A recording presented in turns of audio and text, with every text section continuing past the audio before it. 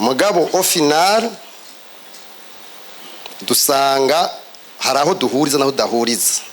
Ce livre c'est une invitation, ni umutumiro kugira ngo habe un débat d'idées. Le volet gouvernance, le volet lutte contre la corruption et le volet redevabilité. Les dirigeants doivent se sentir redevables, doivent se sentir responsables, doivent se sentir ko bafite des contrats à rendre. Twebwe comme les citoyens turafise des exigences vis-à-vis des dirigeants. Mugabo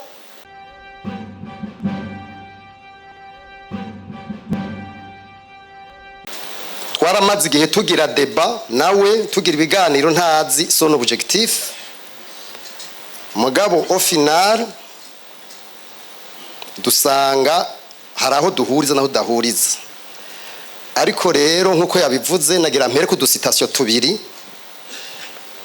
Umuhinga w'umwanditsi yitwa Frederick Ibsen w'umunyamerika yakoze ku bintu bita évolution des mentalités, hanyuma kandi arerekana ivyo bita les tranches d'âge. Hariho rero icyo yavuze l'âge de maturité, aho umuntu ameze kwiyumvira 60 nagenda yigaruke ko nanje. Frederick Ibsen ageze kuri 60 avuga ati umuntu abageze gutransmettre la sagesse. Mais malheureusement au Burundi twebwe turacari mu ma excuse. None iyo umuntu ari muri excuse umva cha transmetique des excuses. Rero yababwiye ibintu bijanye n'amapiège. Piège ya mbere nagomba kuvuga ko ni nyinshi muri gitabo irimwo, ni piège toujours habaye ikintu mwa kino gihugu kandi c'est même dans la vie quotidienne on a tendance à dire ni naka ni banaka nibi. Le mot coro vient souvent. Ijambo abakoroni riraza cyane. Mugabo aussi longtemps tutazoba turava kwiyo terrain, il sera très difficile d'avancer. Muri gitabo turatanga uburorero butatu. Le Singapour, l'île Maurice, Botswana. Ils ont traversé, on a fait la même trajectoire. Mugabo on doit se poser une vraie question. Pourquoi ils ont réussi? Pourquoi? Rero nivyo hariho umuco hariho kirite hariho nibindi, ariko rero nibaza yuko on doit prendre notre responsabilité. Ce livre c'est une invitation, ni umutumiro kugira ngo habe un débat d'idées, un débat contradictoire, un débat où chacun doit donner sa contribution d'une manière lucide.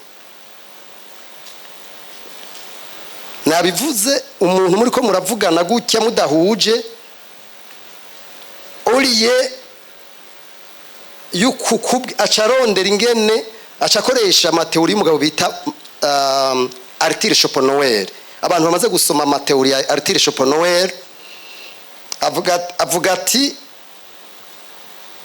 kugira ngo umuntu mubuze ko mubaza ikibazo aca kujana kuri tere gusengiraliza kuglobaliza donc ntiyemera kwa borda la question. Rero twebwe iki gitabo nkuko babivuze c'est une invitation. Mu guheraheza nshaka gufata umwanya munini. Dans ce livre personnellement j'ai contribué ku mavura atatu. Le volet gouvernance, le volet lutte contre la corruption et le volet redevabilité. Les dirigeants doivent se sentir redevables, doivent se sentir responsables, doivent se sentir ko bafite des contrats à rendre.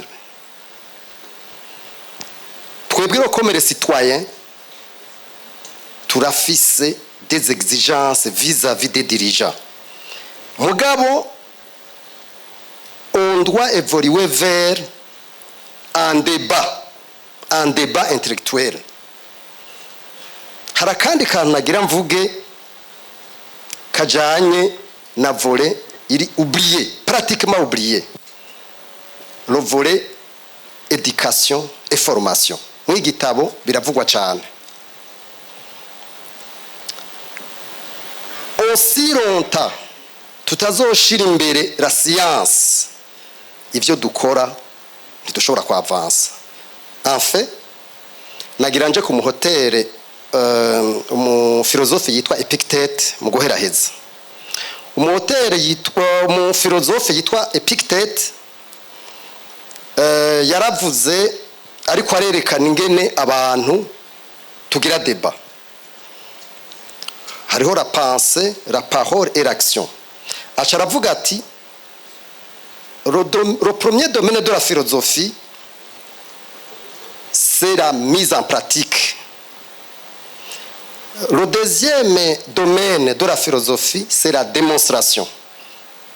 Le troisième domaine de la philosophie achavuga ati c'est l'articulation ou la démonstration. Ariko ahiraheza avuga ati abantu benshi s'attardent souvent ku ya gatatu ni ya kabiri, la démonstration hanyuma et l'articulation. Mugabo la mise en pratique ntiyigera iba na rimwe. C'est là où dans notre pays turi.